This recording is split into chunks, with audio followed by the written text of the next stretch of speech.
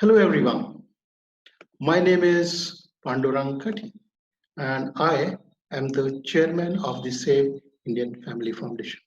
Over the span of my 17 years of experience, I have involved myself in many men's issues and activities that have happened in the men's rights in India. Men's right in India in the years 2003, which is the beginning, was just a fledgling or maybe non-existence. Yet the issues that faced men were deep and stark. What I'm going to share today is whatever I have gained over the last 17 years in terms of my activism, what I'm calling it activism insights and experiences. Maybe I'll be going through maybe 5 to 6 themes, what I have found, and hope you'll find it quite useful what I'm planning to share across. So when I look at um, an activism experience, right? It would be not wrong to say that in early 2000s, Indian men's right activism was non-existent. But the issues steering men were very much stark and biting. Men's right, very much the need of the hour. There were multiple issues facing men. Entire families were being jailed without nary a thought under the notorious Section 498A, also known as the dowry laws. Child visitation was an afterthought and rarely enforced. Men could be accused of rape for a mere crime of refusing to marry. After there was a live-in relationship or a short-term relationship they may have entered with a woman. In effect, in many cases, men were being forced into marriage using the force and the threat of a rape law, despite the fact that a man was unwilling to get into that long-term commitment called as marriage. In a span of 17 years, though most of these issues remain, there have been changes that have happened. Green shoots of improvement on the men's positions have started to appear. The 498A notorious, where people used to get jailed on a mere demand, it has stopped happening, and people are getting bail and not arrested in this particular section. That's a major change. Even the so-called marriage-based rape laws, people have started getting bail, and many men have not got into the judicial custody. I have played a part in the growth of Men Mare movement in India and seen it grow from a fledgling to a robust movement that has potential to bring about the very much needed changes to society. Its laws, the governments in India and the world in general, I mean India and particular world in general, through the general, it must be said that just being an MRA requires a dollop of courage, both mental and physical, specifically in a country like India, which is much more conservative in thought and bearing. The experience which I had are not just also slogan shouting. It requires a lot of backroom drudgery work, which has helped grow an MRA movement. And I think now we have reached to a certain platform where we can get better outcomes for the men as a whole, and I guess the humanity as a whole. So some of the insights that I go back, right? And here probably is my first of my insights, and that would be like, okay. So as I said, it's very important. This, I think, is the most important insight I have found, that building and investing in communities is the key to is the key towards growing and sustenance of the men's right activism and the movement.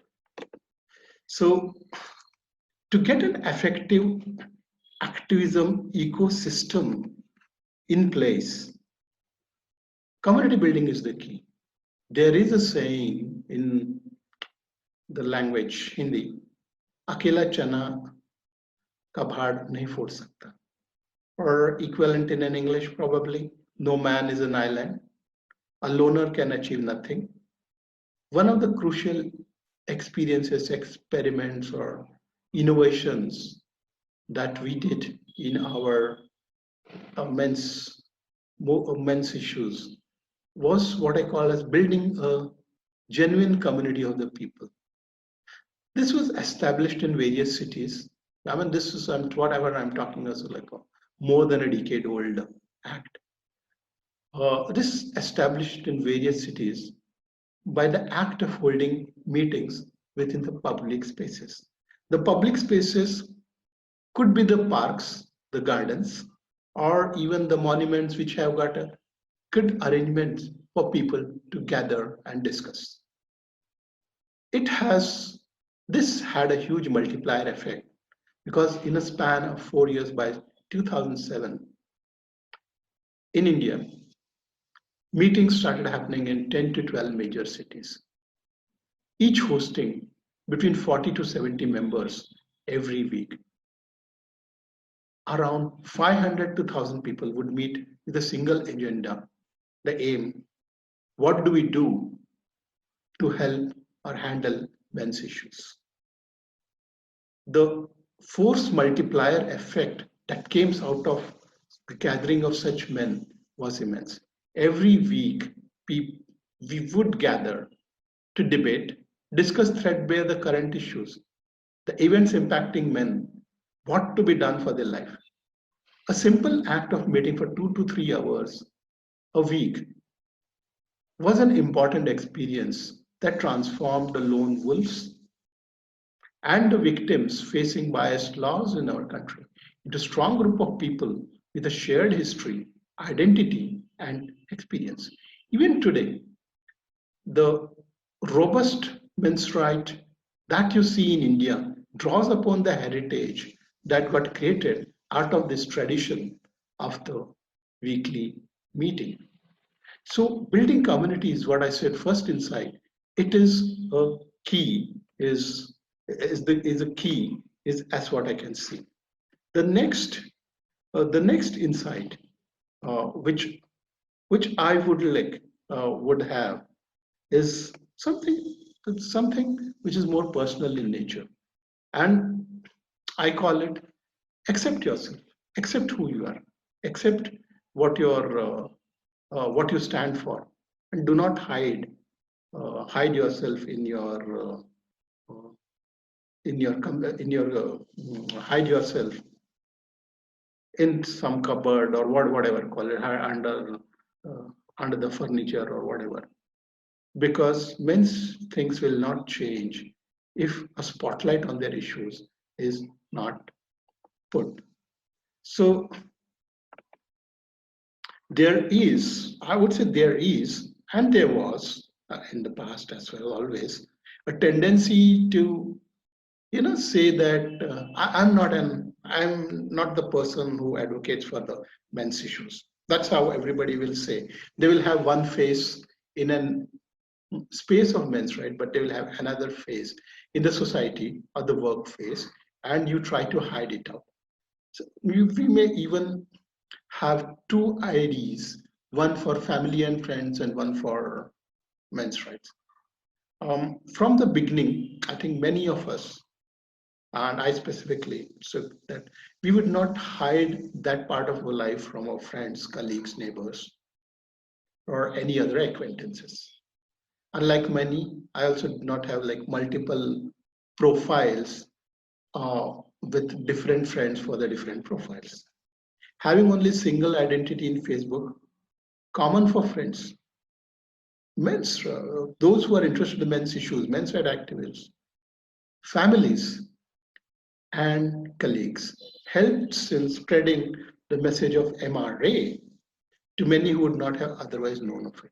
It created an awareness of men's issue in my near circle and did, I would say, act as a brake on the severe gynocentrism that exists my in in my circle. In front of me, countless times, many have said, oh, women suffer. Then they realize I'm around and then say, both men and women have issues. This happens because my identity as an MRA is no secret. It forces our near and dear ones to confront that men's issues stand on their own legs and requires its own serious treatment. Men's issues are not is not just a one-off happening to me or somebody else, but there are a lot of people who are facing the problem of the biased laws, the biased treatment that men face in the society. The first battle as an MRA is to get your near ones to agree to your issues. Hiding your affiliation with men's rights, we lose that chance to influence our near ones. There is no doubt in my mind, or nor should there be, that whatever we are advocating is an extremely valid and the legitimate need of our times. As time progressed, I've got 17, I would say I have been in this space for 17 years.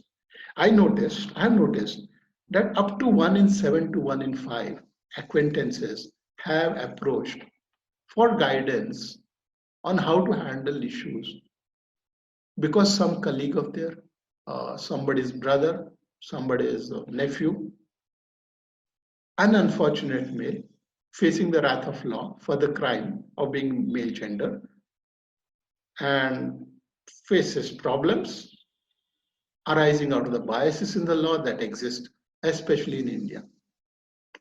So I have been approached by I would say 1 in 5, 1 in 6 of my closed acquaintance to provide guidance to the people who are facing issues. The credibility is established, I would say, that most of the victims do take an opinion of MRA when they face trouble in these gender-related matters. The next one, as I go, right, I found out this is something a little different. What I am calling is that logic has its limitations. Okay, what I'm saying is logic. This is what I'm saying. Logic gets you only this far. Logic has its limitations. To get your lung through, we all have a naivety that once we say with a great logic, provide the logic, do the argument, the world will fall at your feet. It doesn't happen. The world, to make any change to the world, you require grind, you require a daily grind, sweat, blood has to be shed. And for that, enduring institution building is the key. So, oh yeah, the initial days for us, right, where we were very naive. We looked toward the Western world for some pointers on logic because they had more experience of 30 years of this. And with the expectation that we could import and advocate for importing a just system from the West world. But as I looked through the Google, as I looked through the searching on the net, it came to me that the complaints of the men in the Western world were equally stark, and the legal feministic systems were equally vicious and oppressive as they were in my country. I had assumed that in my own naivety, that maybe the Western men were not able to bring proper logic, and we are very intelligent people. So that's why we will bring up better logic, talk great logic, and we will be able to bring about the change that has not happened. Right. So we went into, let's talk gender equality, parents instead of father, talk in abstract and higher terms, right? The abstract term, and then say, yeah. Since it's applicable for women, it should be applicable for men. Soon it became apparent that the gender equal logic did not work. For us, even to say, right, make changes to the law and replace the word husband, wife with a spouse, or men and women with a person is not falling on the head of the field, because the mindset that exists in our society today is extremely gynocentric. When a politician or an intellectual talks of gender equality, they mean making men pay even more price of a broken marriage or a broken relationship than what they have in view. That is what the society or the institutions today believe means gender equality. Make men pay a price. The brilliant debate on television, a great logical white papers. A lot of papers we wrote fell on deaf ears. Courtrooms have their own logic and testing. I always thought that a working woman should never be eligible for enemy, and that providing evidence that a woman was working was sufficient to discard the burden of the woman with whom the man have a relationship. But suddenly, the burden, suddenly a high court in Chennai decreed that a Hindu man cannot run away from his duties of giving his wife or sponsoring his wife's lifestyle by creating an excuse that she was working. I was actually stunned. It seemed weird to me because wife earning is not an excuse but a ground for discarding the financial burden of woman's life.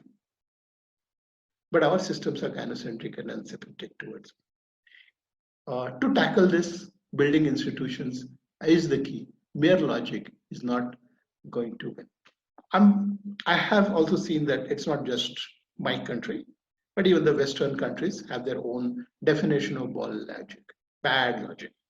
All examples of men who are made to pay money to finance the lifestyle of children who are not their child, as found through DNA tests, are victims of equally bad logic, which comes about because there is no consideration given to the men, their justice or their free will. So such acts will happen until MRA moves beyond logic and thought into building an enduring institutional strength. I'm pretty happy to see AVFM, of course, our own Save Indian Family Foundation, J4MB, have reached to such a situation and existed as an institution for a decade or so. But I think a lot more would be required. We all would have to put in our blood, sweat, financial contribution. Also, all our supporters would also have to do it before we can get any meaningful, logical, and valuable changes. Next one, I think this is something so many of you are going to agree. We are going to agree, and let me share that. And as we say, what is it? Come on. Okay, come on. This is something that's going to happen to all of you. Get ready. If you are going to advocate for men's issues, you are going to be an MRA. You will be called names. There's no running away from it. There are something called as, the gaming world has a word called as noobs or newbies. Okay, the noobs always have a point of view. Noobs have a viewpoint that we should discuss our issues in a very subtle way, nice way, polite way, and just putting our arguments cogently. And then MRAs will be treated with a great respect. Their feeling is only because an MRA has not put it in a proper, nice, polite way that they get name called. Unfortunate reality in India, and I guess I've seen it in the world as well, is that competing interests abound. We, those who are seeking change and are change seekers, have detractors and naysayers from the existing established order of things. There are vested interests who profit both material in non-territorial terms for keeping the things the way they are. They are comfortable in current situation. Thus, when we seek to change the situation, a legal situation for men, today, when they are arrested on mere demand, their financial statuses are their financial status are brought to a knot, not under demand of a complaint or demand of complaint by women. Their entire mm, life earnings, I would say, not just financials, but of respect and all this, can just be brought down on demand or complaint of a woman. This stoppage of this which we seek is not liked by the established law, and thus they will indulge in. Every activist is and will be branded a misogynist. Every law we seek to say, every environment we seek to turn has a vested stakeholder and has a vested so it does vested stakeholder. Now these vested stakeholders actually sit at the gate of all communication channels, be it Facebook, be it Twitter, be it the newspaper, your friendly local newspaper, the television. And these gatekeepers will call you names. So you have to develop the skin of an alligator or the skin of a rhino when you get into the MRA. This name calling happens because it is designed to create a mental pressure on you to give up your values and the positions that we have built through our identity as an MRA. A simple example I found that I suggesting that a working woman should pay the share of rent when in relationship. Oh, the horror. Oh, the misogyny. Oh, the rip-roaring women hater. Well, worse names will be called. Misogyny is just a mild, minor things that will be called. You seek to advocate for men, get ready. Get ready and have this and develop the skin of a rhino. Let me come to the next question. This is more looking towards internal than the external area, and this again more of an external focused, and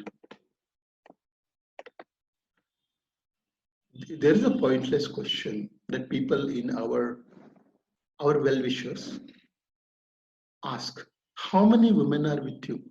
I am not saying enough women joining your matter. That's what many of them worry, and many of our people also ask this question. I think this is a pointless question. And why I would say is that fixing men's issues is the responsibility of the men and not women. It's time to start asking this question. Why not enough women participating in our event? At some level, MRAs are seeking to overturn certain gynocentric privileges of extra consideration, extra rights that are given to women in our country. In our country, special trains, lower taxes at same salary, special queue jumping, and of course, the many gender biased laws of family and relationship based that are existing here. It hurts and is eviscerates a male experience. Many women may recognize the unfairness of experience that men go through, but as we say, only the wearer knows how the shoe pinches. Not enough can be expected to join, because it's the responsibility of the person hurting who has to fight the battle. Mahatma Gandhi never asked how many British joined my struggle. He didn't crib that my Dandi March needed to have more British people. So even though many of the common class of British were sympathetic to the independence movement, Mahatma Gandhi never asked that question. Hey, I probably am not doing well enough in my freedom struggle because I don't have enough British people joining my or showing support to me. It was the responsibility of Indians to run the independence struggle. Similarly, It is the responsibility of us to do all that is necessary to get resolution to the issues that we seek to resolve, and stop asking question how many women participates. It's the response. We have to do with or without support. I have a last point to make on this, and this is a political point. And when we go to the political point, there is something called as left and the right. Many people have some viewpoint that left is great because they have a talk of consideration and thinking for men. After all, when people unionized, it was the consideration for the men which they made unionized. So they are the original MRAs. That's the kind of thing. Or the right, they're pretty much anti-tradition and they're pretty much traditional. So they talk of great family values and they talk of all this. So they are the best for the men's issues. The reality, when they meet, they think of new ways. How do I create trouble and trauma for the men and create more laws which can basically cause havoc in the men's life, i.e. all are same when it comes to the men's issues. So there is some tendency, I would say, to view men's issues could be more aligned in the ecosystem of the right wing. This is probably a fallacy, as we can see some strange statements coming from the right wing. If the left wing in India had a Renuka Chaudhary who commented that it's time for men to suffer, or men will suffer, when the Domestic Violence Act was introduced in India, to the recent Menaka Gandhi, who comes from the right wing, who questioned that men ever committed suicide, showing a complete lack of empathy towards suicides that are a large male issue. There is no doubt that today it is the left ecosystem which is much more closer to the feminist, but the right wing has not opposed it, and they are pretty much in agreement with whatever the feminist aligned left is doing when it comes to the gender matters, the relationship matters.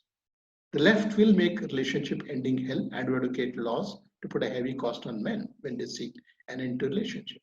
The right will use these even more efficiently on getting this implemented. The left ecosystem is disproportionately to the feminist movement. There's no doubt about it. There's no doubt about it. They are much more innovative in trying to bring more and more laws to declare men as criminal. Declare more and more criminal seems to be one of the pathways which the left-oriented feminist heaven is there. But then look at the right wing. They seek to exact a heavy burden of responsibility on the men. They basically do not have an acceptance of limitations of men, and there's no limit to an expectation from the men. So the change mindset that we need will have to come from both ends of the political spectrum, and it would be foolishness of us to depend solely on a particular wing when it comes to men's issues. And we have to build our channel in both the ecosystem. And lastly, as this is the month of the November, and happy International Men's Day to all of you. Thank you. Thank you. It had been a nice experience my last 17 years, and International Men's Day is the best festival and celebration that I have been celebrating over the last 13 years since the time in 2007 we introduced it in India. Thank you and bye.